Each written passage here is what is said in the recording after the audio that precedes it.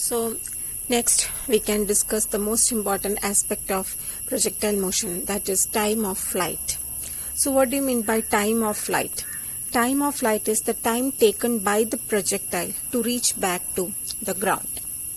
Okay, so to derive expression for this time of flight, we must consider vertical motion of projectile. So if we consider a projectile motion like this is the projectile motion and this is the velocity vector, and we need to consider the vertical motion of the projectile. So we need to consider the vertical component of velocity. Okay, that means uy, and ux will be always u cos theta. It's not going to change, and this is the maximum height. Okay, so to derive the time of flight, we need to do some substitutions here. Here we are going to use our equation of motion. S is equal to ut plus half at square. Since the displacement occurs in the y direction, we can write sy equal to uy into t. T becomes our time of flight. That means the time during which the projectile is in flight. So this time of flight can be denoted as tf. This is the symbol. And plus half ay, acceleration in y direction, and again t will be tf square. Now here the displacement will be 0 because the projectile starts from ground and returns back to ground itself. So the initial and final position is same. So the displacement y can be taken as 0. And uy, what is uy? Uy we have derived in the previous slide. Uy is u sin theta into time of flight tf plus half into acceleration in y direction. Here projectile is moving against gravity, isn't it? So acceleration can be taken as minus g, then tf square. Then it can be written as, that is u sin theta into tf is equal to half g tf square. Right? tf and tf will be cancelled. So from this expression you will get tf is equal to, bring this g by 2 to LHS. So it will become 2 by g. So you will get 2u sin theta by g. Okay, so this is the expression for time of flight, 2u sin theta by g, and you must remember this expression. And as per this expression, time of flight will be maximum when sin theta is 1. So when the sin theta takes the value 1, when theta is 90 degree. So when theta is 90 degree, sin 90 will be 1. So the maximum value of the time of flight, that means tf max, will be 2u by g. Okay, so this is the expression for maximum time of flight. And what will be the expression for the time of maximum height? See, time of maximum height will be half of the time taken for the time of flight, because time of maximum height is the time taken to reach the maximum height alone, and time of flight is the time taken for this whole projectile motion. So the time of maximum height will be half of the time of flight. Okay, so we can write time of maximum height, Tm, is half of time of flight, Tf by 2. Or we can write Tf is equal to 2 times that of time of maximum height.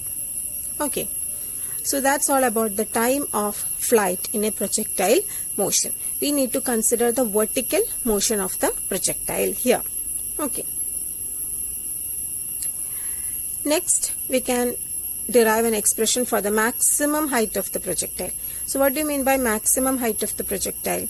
It is the maximum vertical distance attained by the projectile above the horizontal plane of projection. So if we consider this as our projectile motion, this is the velocity vector, and this is uy and this is ux. So what is maximum height? This distance, the maximum vertical distance attained by the projectile above the horizontal plane. So this is the maximum vertical distance, and this is the maximum height h of the projectile. We are supposed to find out an expression for this maximum height. So to derive this maximum height, consider the vertical motion of the projectile itself. And in this case, the displacement in the y direction, that is the maximum distance covered by the projectile, is h. And uy is u sin theta, and on reaching the maximum height, that means here what will be the velocity? Velocity will be 0. And initial velocity will be uy. So the initial velocity u is uy, and the final velocity v is 0, because finally the object is at the maximum height where the velocity is 0. Then substitute all these expressions in the third equation of motion, that is v square equal to u square plus 2as. Here the v is the final velocity, and final velocity in this case is 0, and u is initial velocity, that is uy square, and you know uy is u sin theta. So u sin theta square plus 2, and as you know acceleration is minus g, because object is moving up against the force of gravity, so acceleration is minus g, and s is the maximum height covered, that is h. And by rearranging you will get 2gh is equal to u square sin square theta. U sin theta whole square is u square sin square theta. Therefore h is equal to u square sin square theta divided by 2g. So this is the expression for maximum height attained by the projectile, that is u square sin square theta by 2g. And when will this height be maximum? Yes, when the value of theta is 90 degree. That means when sin square theta is 1. So when theta is 90 degree, height will be maximum. And what is that maximum value of height? It will be u square by 2g. So the maximum height attained by the projectile is u square by 2g. We can write h max is equal to u square by 2g. Okay, so that's all about the maximum height of the projectile. Next, let's discuss about another aspect of projectile motion, that is horizontal range of projectile. So what do you mean by horizontal range of projectile? So for that, again consider this projectile motion.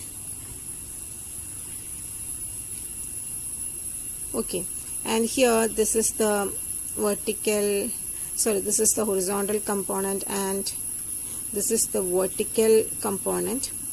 And just look at this distance. This distance is the maximum horizontal distance covered by the projectile during its time of flight. So this distance is known as, this horizontal distance is known as horizontal range, and it is denoted by the letter capital R. So the horizontal range is this distance R. Okay. And in order to find out an expression for this horizontal range, we need to consider the horizontal component of the projectile motion. So you know that distance is equal to velocity into time. So horizontal distance will be equal to horizontal velocity into time. Okay. So what will be the expression to find out range? Horizontal distance, that is range, is equal to horizontal velocity, which is the horizontal velocity here, ux. So ux into time, and the time will be our time of flight. Okay. And what is the expression for horizontal velocity? Ux is u cos theta into time of flight. And what was the expression for time of flight? It was 2u sin theta by g. Just now we derived this expression. Okay. Then multiply, you will get 2 u into u square. So you will get u square into 2 sin theta cos theta by g. That is range R is equal to u square into what is 2 sin theta cos theta. 2 sin theta cos theta is sin 2 theta. So you will get u square sin 2 theta. This is an identity in trigonometry by g. So this is the expression for range, horizontal range, u square sin 2 theta by g. And when this horizontal range will be maximum? When 2 theta is 90 degree. When 2 theta is 90 degree, that means theta is equal to 90 by 2, that is 45 degree. Okay, so when theta is 45 degree, horizontal range will be maximum, and that maximum range will be u square by g. So this is the value or expression for R max, maximum horizontal range, u square by 2, u square by g. Otherwise the expression will be u square sin 2 theta by g. Okay.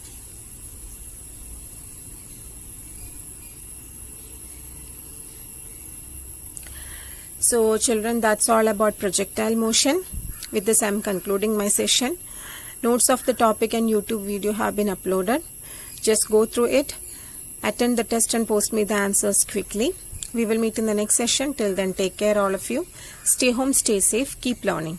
Thank you.